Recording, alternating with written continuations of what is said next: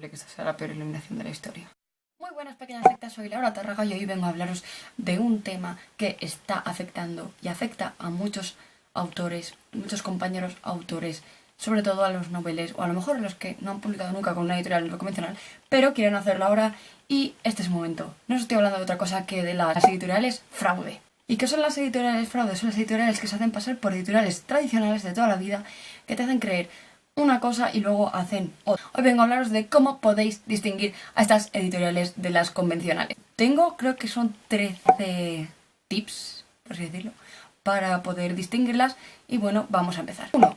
Web inexistente o poco profesional. A día de hoy, siglo XXI, empresa editorial. ¿Qué empresa editorial no tiene web profesional?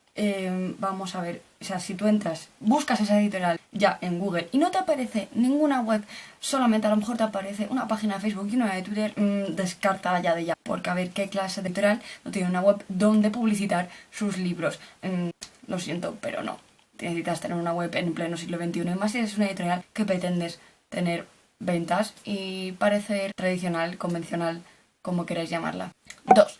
Que no tengan redes sociales. Volvemos al tema de que estamos en el siglo XXI. Las redes sociales son un importante medio para publicitar a los nuevos autores, a las nuevas novelas, etc. Si no tienen redes sociales, no tienen página de Facebook, no tienen página de Twitter, yo tampoco me fío del todo, ¿sabes? Aunque parezca que tienen un montón de libros publicados y tal, sin Twitter, Facebook o Instagram, poco trabajo de marketing van a hacer, sobre todo en el mundo de los blogs, que son muy importantes a la hora de publicitarse. 3. Aparecen de la nada. Voy a contar una anécdota. A mí me pasó que antes de publicar Infortunium, antes de autopublicarlo, dije voy a enviarlo a unas cuantas editoriales por si acaso a alguien le gusta y quiere publicarlo. Es bastante obvio que eso no llegó a pasar. Pues de la nada, sin que yo lo buscara ni bebiera, me apareció una editorial que siento en el alma haber borrado esos emails, porque ahora me vendrían de perlas para ponerlas aquí y denunciarlas a esas editoriales. Me aparecían de la nada diciendo que tenía mi manuscrito, el cual yo no había enviado porque tenía un registro de todo lo que le había enviado, y que querían hacerse con los derechos de la novela, y era como, no. Si una editorial de la que no has oído hablar nunca buscas en Google y no aparece nada, ya hemos hablado de las webs y de las redes sociales, y encima te buscan siendo autor novel no conocido, nadie sabe de ti, ya no ser que hayas dicho en redes que estás enviando tu manuscrito a sitios, no pueden saberlo, no te fíes un pelo. 4. No encuentras libros publicados de esa editorial en ningún sitio.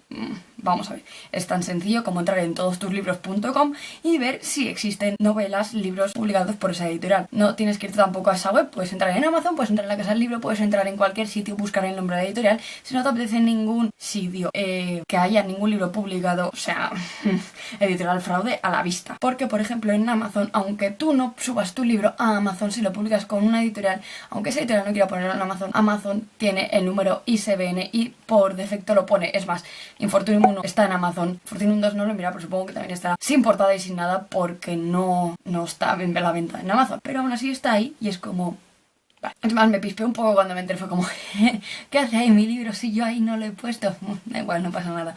Problemas de Amazon y tal. 5. A pesar de que tu libro no encaja en su catálogo, te buscan. No. Sé que te den algún motivo de que quieren ampliar su catálogo y quieren meter tu libro ahí, no te fíes de un pelo, porque además que te hablen de diciendo creo que tu libro puede encajar en mi catálogo, no sé cuántos, si te buscan a ti y eres novel y no es una editorial más conocida y tal, yo me fiaría más bien poco, porque ¿cómo han sabido que tú querías, que tú estás enviando tu manuscrito? ¿Cómo saben el nombre de tu obra? Porque en la editorial ya mencionada sabían hasta el título de mi obra y yo no le había enviado nada, era súper creepy todo, la verdad, no sé cómo se enteraron de eso y mucho miedito. 6.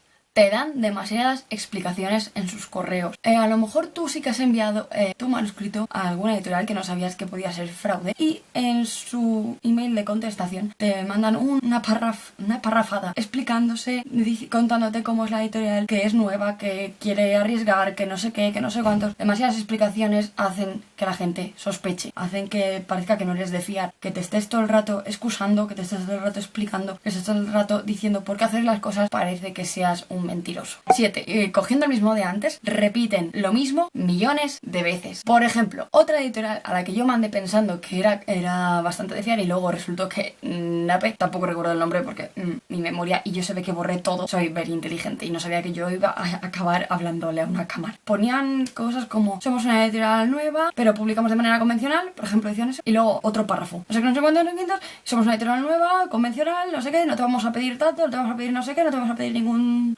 importe para que publiques, y nada, si te repites tantas veces, quedamos como lo de antes, de demasiadas explicaciones, te estás todo el rato autoconvenciéndose a sí mismo de que es convencional, y a mí eso me pispa. No sé si se llegaría a ser una editorial de fraude, pero a mí eso me quita un poco de confianza y yo no dejaría mi obra en manos de alguien así que está todo el rato justificándose. O sea, imagínate cómo, si se venden así ellos, imagínate cómo venderán mi novela. 8. Te mandan contratos sin pedirte ningún dato personal. O sea, un contrato es la cosa más seria que hay para un autor. ¿Cómo me mandas un contrato sin pedir mi nombre, mi apellido, sin pedir mi DNI, sin pedir mi domicilio? Que son cosas importantes para redactar un contrato y para firmarlo, porque a mí me llegaron a enviar un contrato de edición que va a enlazar con el número 9. Contratos con muy pocas cláusulas. Es decir, era un contrato de una cara con 4 cláusulas tan simples y tan idiotas que, por ejemplo, no se hablaban de mis derechos sobre la obra, no se hablaban más de que yo no tenía que pagar nada.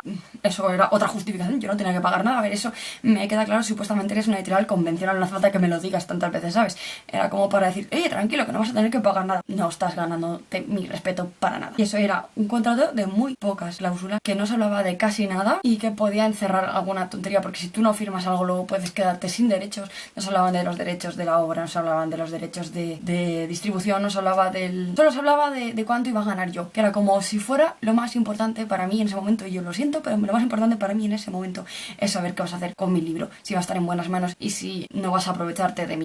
Aquellas editoriales que te dicen que tienes que vender un mínimo de ejemplares. En serio, eres un autor novel, vas a publicar por primera vez y te piden que vendas en tu primera presentación 50 libros, por ejemplo, con la cara, como si fuera lo más sencillo del mundo. ¿Sabéis cuánto tardé yo en vender mis primeros 50 libros? Si no tardé un mes y medio, y porque tenía mucha gente a mi alrededor, en mi entorno, que compraron y que me dieron mucho apoyo, yo no hubiera vendido eso ni de coña. Y aparte, estos pretenden que vendas 50 ejemplares en una tarde, y eso si viene alguien. Si no viene alguien, y claro, si no puedes cumplir esa cuota, estás incumpliendo el contrato.